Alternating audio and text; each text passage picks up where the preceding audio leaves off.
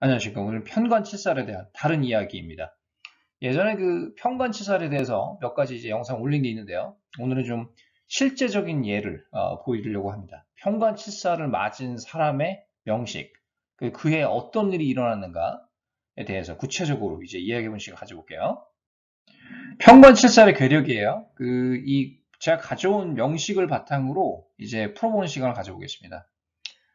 이 편관이라는 건요, 사실 내가 용신이지 않고서는 이 장점보다는 단점이 아주 많은 어떤 기운을 가지고 있습니다. 그래서 십성 중에서 편관을 가장 조심하라고 하거든요. 그 다음 이제 편인, 이렇게 편관 편인을 좀 주의하라고 하는 경향이 강합니다. 그 이유를 설명을 좀 드릴 거예요. 신유년, 임진월, 개일입니다. 남자 명식이에요. 근데 이 사주를 보셨을 때, 이 명식 보셨을 때 어떤 느낌이 드시나요? 그냥 딱 들어오는 게 있죠. 수균이 일단 많다. 그냥 봤을 때. 수균이 많은데,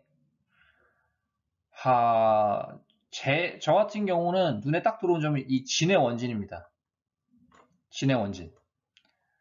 둘이 원진이 형성되기 때문에 이 시를 몰라도 이 사람은 조금 인생이 고달팠을 것이다.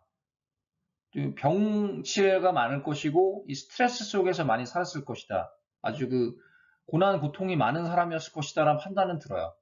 이 명식의 이렇게 원진살을 특히 이제 진의 원진은 그 영향이 다른 원진보다도 클 수 있습니다.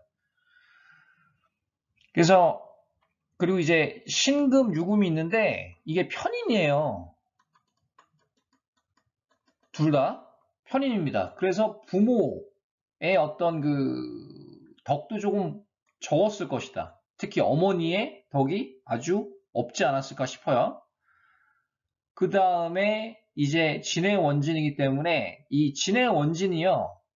어떻게 원진이 형성되느냐도 중요해요. 예를 들어서 특히 이제 우리가 일지랑 월지랑 형성이 되는 게 원진이 되게 무섭습니다. 왜 그러냐면 월지가 사회 자리거든요. 부모 자리도 되고 그렇기 때문에 특히 나한테 작용이 크다고 볼 수가 있는 게 월주예요. 그래서 월주가 되게 중요합니다. 월주가 사주 중에서 가장 중요하다고 얘기하는 사람들도 많아요. 아니면 어떤 사람들은 뭐 일주가 가장 중요하다고 얘기하시는 분도 있는데 일주는 사실 조금 단편적인 경향이 있습니다. 다른 주의 영향에 따라서 구조가 어떻게 되느냐에 따라서 일주가 잘 갖추어질 가능성도 있고 그렇지 않을 가능성도 있습니다.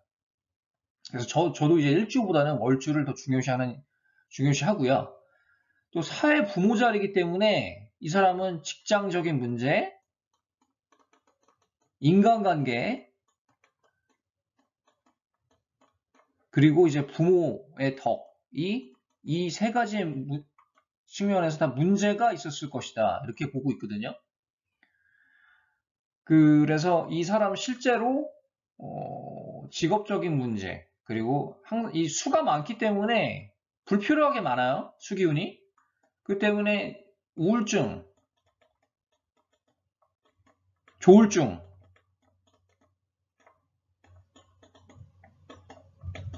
그러니까 생각이 이렇게 많습니다. 생각이 많고 뭔가 이렇게 이 재성이 또 없기 때문에 재성이랑 식상의 사주에 없기 때문에 뭔가 이렇게 뻗어나가는 추진력이 좀 다른 일주보다 다른 사람들보다 좀 약하다고 볼 수가 있겠습니다. 여기에 임수가 아니라 간목이 있었으면 끝내주는 사주거든요.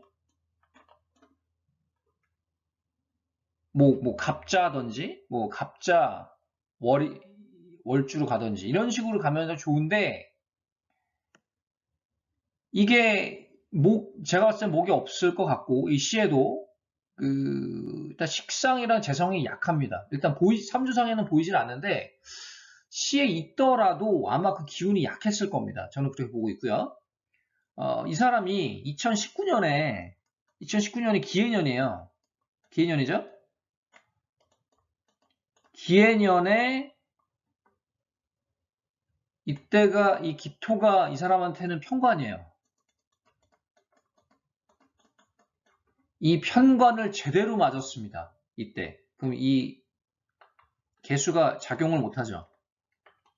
개수가 강하게 깨집니다. 그러면은 나한테 영향, 어떤 악영향이 있죠. 건강적으로, 수명적으로, 재정적으로도 마찬가지고 가뜩이나 이렇게 스트레스가 많은데 진해 원진이랑 수기운이랑 또 편인의 작용에 의해서 이렇게 많은데 또 편견을 또 만났습니다.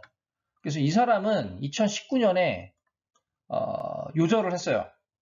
이 사람 2019년 요절을 했습니다. 물론 이제 편관칠사를 맞는다고 다 사람이 요절하고 사망하는 건 아닙니다만 그래서 일주가 강해야 된다는 게 이 점이에요. 일주가 강했더라면 이 사람은 요절하지 않았을 겁니다.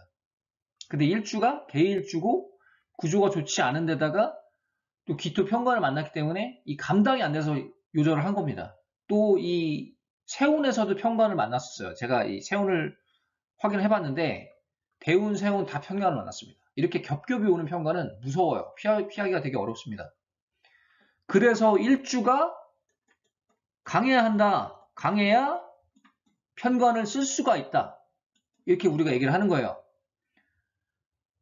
그리고 아니면 사주 구조가 좋다든지 편관을 좀 유용하게 쓰려면 그래서 어떤 사람들이 이야기를 하죠. 뭐 기토인데 기토는 습토이고 에이 그 뭐 약한데 뭐 편관이라고 해서 뭐 작용이 있겠냐 아닙니다. 상대적이에요. 저는 무을주죠. 무을주인데 이 기토는 그냥 저한테는 겁재예요. 그냥 습토인 겁재에 불과합니다. 그렇지만 이 사람한테는 편관이에요. 그렇기 때문에 작용이 엄청나게 강하다고 볼 수가 있겠습니다. 그래서 이 글자를 한 글자 한 글자를 우리가 되새겨볼 필요가 있습니다. 한 글자 한 글자를 내가 이거 약한 기운이라고 무시할 게 아니라 한 글자 한 글자를 우리가 되새겨서 분석을 잘 해볼 필요가 있다는 거예요. 그래서 이 사람의 경우는 태어날 때부터 불운했다. 그리고 이 초년, 청년에도 임진월이고 또 진의 원진이 형성이기 때문에 방황을 많이 했을 거고 건강, 특히 이제 정신적인 건강, 우울증, 조울증적으로 좀 안 좋았을 거고 직장 문제도 컸을 것이다. 근데 내가 또 개일주기 때문에 좀 약한 일주에 속하기 때문에 뻗어나가는 힘이 없을 것이다. 더군다나 이 간목인 식상이 없었고 화기운이 없었기 때문에 여기 화기운이 하나라도 있었으면 또 얘기가 달라졌습니다. 그래서 한 글자가 되게 중요한 겁니다. 사주에서. 한 글자가 정말 사람을 들었다 놨다 해요.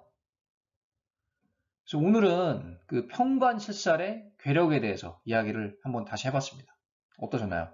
다음에 또 다른 주제로 찾아뵙겠습니다. 감사합니다.